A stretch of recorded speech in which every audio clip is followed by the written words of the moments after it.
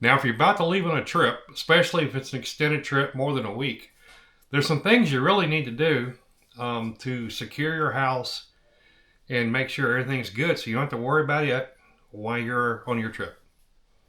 This is Daryl. And Aaron on Travel with D&E. Let's go ahead and take a closer look at some of those items we need to look at. Now, the first item you really got to look at is being able to secure your home. Yes, that's one of the top priorities to give you peace of mind while you're traveling. Yeah, so if you got an alarm system, of course, you want to make sure that's all set up. And if it's tied into your smoke detectors and carbon monoxide detectors, those kind of things, just make sure it's all ready to go. The batteries are in and all that kind of stuff. So. Yep, another tip we'd suggest is hide the key somewhere outside, or maybe give it to a neighbor, or a family member, or a friend. And remember, if you put it under the doormat, if somebody nefarious really thinks about it, they're going to check there if they want to get in your house. So. Right. Be a little bit discreet about where you're putting it. Yep, and if you're gonna give the key to someone, make sure they're trustworthy with your security code. Yeah, and it may be your family member, friend, or even your neighbor who you got to know and trust. All right, the other item you need to think about is adjust your thermostat. So you don't need it on 64 or 66 in the middle of the summer while you're gone, because you're just going to sit there and keep going. You're going to burn up a lot of electricity for no reason. Yep, just be efficient while you're gone. Another way to relax while you're on vacation. Yeah, so cut that thermostat either up or down, just so it ain't coming on real often while you're not there. All right, and so if you have any pups. Or any pets.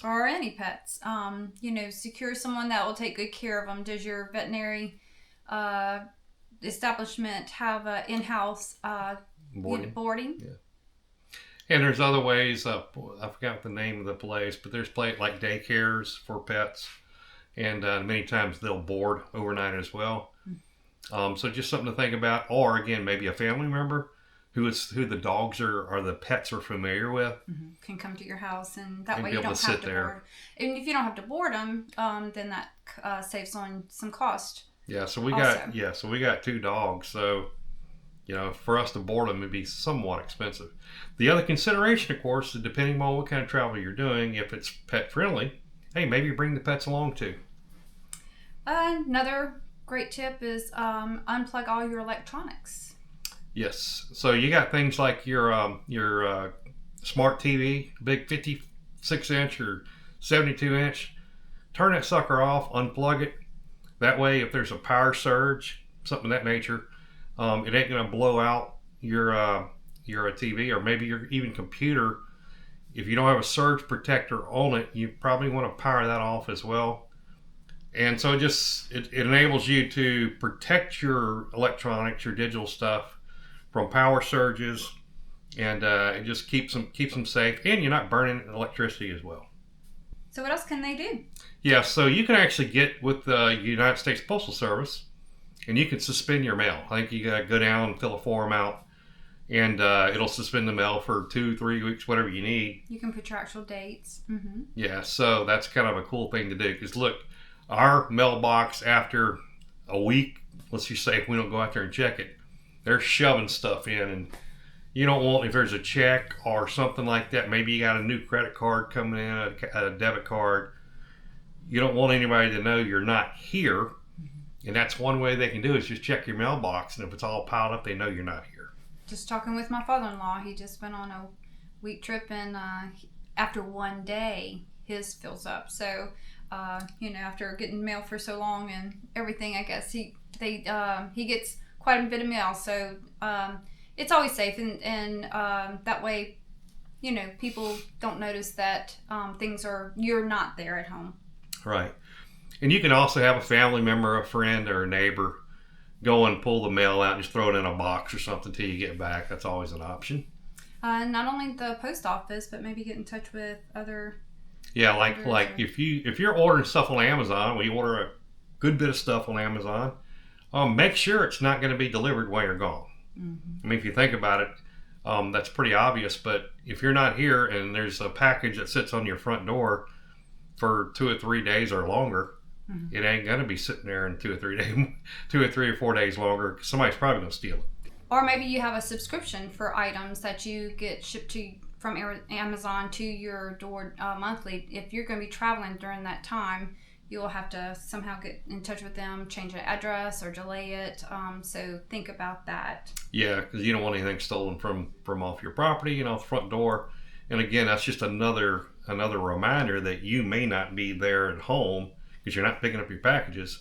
So they may be casing out your house in the future. And along with all that, your newspaper. If you have a newspaper subscription, do people still get newspapers? I guess so. Do. Yes, my dad does. My dad does actually. So, if newspapers start piling up on the front yard, that's a sign. That's a sign, and if any nefarious people want to check out and start casing a house, that would be yours because you ain't picking up your newspapers. All right, another idea is to go ahead and put some strategic lights on in different locations, right? So it can be in a room that you can't really see in, like a bathroom, because usually you have that glass that's kind of frosted. Turn that light on there at other strategic places around the house to make it look like you're living there. Right. Or you could order from Amazon or Walmart the timers.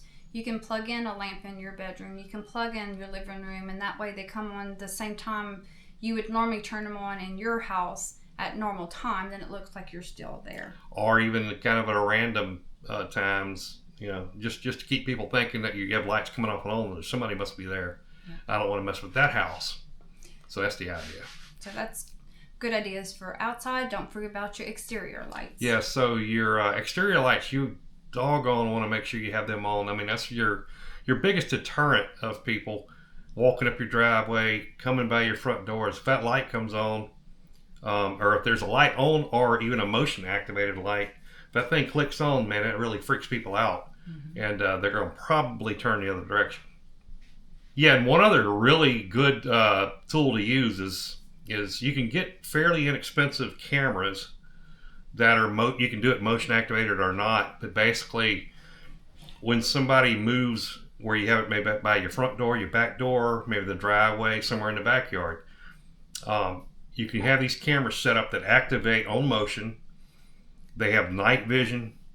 You can hit a button and an alarm goes off.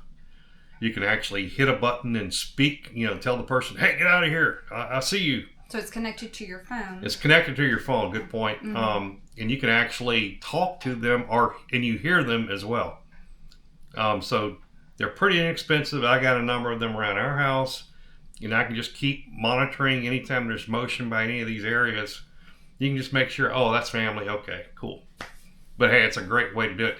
And you can have it to where it's backed up. Like some of them are just like 3 days real time or 3 days moving. But you can do it. You can actually pay a little bit more and get like 30 days, 60 days. So you got camera work, and it's HD as well. That you can help if somebody does do something that comes in your property, you'll know about it and be able to report that to the police or authorities if you need to. So if you have automatic watering, to think about your outdoor stuff, sometimes, which we do, have automatic watering systems. Yeah, so I got a huge garden in my backyard. Check out Louisiana Simple Living for that garden. Nevertheless, I got a number of raised beds in the backyard, and if I'm not going to be there, I want to make sure they're watered. I don't have to make my dad come over and water them. So I got drip hoses, that kind of thing. But the important point is, depending upon the weather, you can go ahead and make sure they're on, check them out, make sure the drip hoses are not got holes in them and stuff. But the other consideration is, let's take a look at the weather or the climate. Mm-hmm. If you're in an area that's looking to freeze or come close to a hard freeze in the next, or at least during your trip, it may be a consideration to actually turn your automatic watering off. And it may be your garden, but it may be your landscaping, which we have that as well. What we don't want is a hard freeze, the pipe crack, or the hose just crack, and it's just blowing water. And you don't want that as well. You have a high water bill when you get back, and you may have, if it's really cold enough, you may have ice on your driveway and things of that nature. So just considerations depending upon the climate and the weather, what you should do with your automated watering systems. Sounds good. Now, the next thing is to think about your home phone.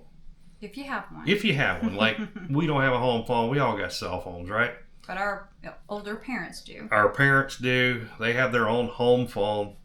And what you want to do is make sure if you're going to be gone for a while, you may want to go and put it on call forwarding to your cell number. Mm-hmm. That way, if you're in, Washington State in your RV or whatever the case, somebody's calling you, you at least are able to check and monitor it, and answer it if it's important and enough to answer. So that's always a good thing to do. If you do have a home phone, have it call forwarded to your cell. Something that I sometimes regret that I don't do, before you go on a trip, clean out your fridge. You don't want to come home to some yucky smelling things and have to do extra cleanup. So go ahead and take care of that prior to you going. And if anybody does have to come into your house for any reason, it just saves a whole ball of wax of them having to clean up in case maybe the electricity goes out while you're gone, or they need to quickly unload and stuff. It's already done. So prior to going on vacation, go ahead and clean out that fridge. Yeah, it's a good idea also, if you think about it, to go ahead and cook up a dinner for that day you get back or that evening you get back. You may not be in the mood, or you may be tired, you don't feel like cooking something. Have that frozen meal. You can thaw it out, throw it in the microwave, boom, you got a dinner sitting there when you get back, from your long trip. That's a game changer. Already ready in the freezer for you, and you don't even have to think about it. The other thing to think about, completely different from that, is you have your garbage cans and recycling cans. If you put them out to the road, like before you leave, make sure you have your neighbor or a friend or family member to come over and put your trash cans up back in the back under the garage or wherever you have them. If they're sitting out there for a week, people know you're not home, and that's just another consideration. Have somebody move those things back for you, back in the garage or wherever you place them. And that brings up a point I didn't think about. Empty out all your trash cans out of your house before you go on vacation. You don't want to come back to a bad smell when you come back. So that's another tip. Yeah, if you're putting food and such, you just talked about cleaning out the refrigerator. Okay. If you put it in the trash, well, you better bring that trash outside and put it in the trash receptacle, and not leave it while you're in your trip. So that would really suck when you get back. And so you really don't want to be worrying about your house or the security of your house while you're on your trip. You want to be relaxing and enjoying what you're doing, seeing new sights, spending time with your loved one or your family, and making memories. So we just want to give you some tips to kind of help you out to make sure your house is in order while you're on your trip. And as always, if you have any other tips or suggestions, please leave them down in the comments. We enjoy reading all of our comments, learning new things also, and our travel with D&E community sure do enjoy it also. Yeah, absolutely. So hopefully these hits here helped you a little bit on the house and security. And take a look at all of our other videos like this one. Subscribe so you don't miss any of our new content. Thanks for watching, and as always, we will see you in the next video.